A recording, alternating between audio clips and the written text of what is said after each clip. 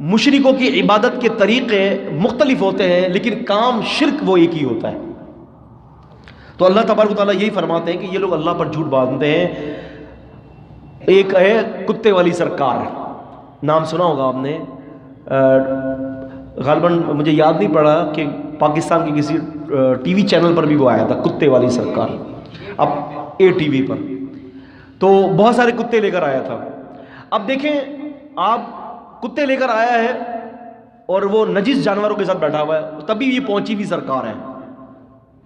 حالانکہ رسول اللہ صلی اللہ علیہ وسلم نے بغیر وجہ سے کتوں کو پالنے کو پسند نہیں کیا۔ نبی صلی اللہ علیہ وسلم فرماتے ہیں کہ جو کتوں کو پالتا ہے بغیر کسی وجہ کے، آپ نے فرمایا اس کے عمل میں سے ہر روز اس کے عمل میں سے کچھ کمی ہو جاتی ہے۔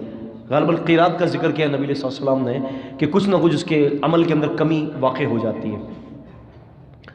تو کتوں کو پالنا نبی صلی اللہ علیہ وسلم نے پسند نہیں کیا۔ لا يدخل الملائکہ بیتا فیہ کلب ولا سورا، صحیح بخاری کی حدیث ہے کہ نبی صلی اللہ علیہ وسلم فرماتے ہیں کہ جس گھر کے اندر کتا ہوتا ہے یا تصویر ہوتی ہے اس گھر کے اندر فرشتہ داخل نہیں ہوتا۔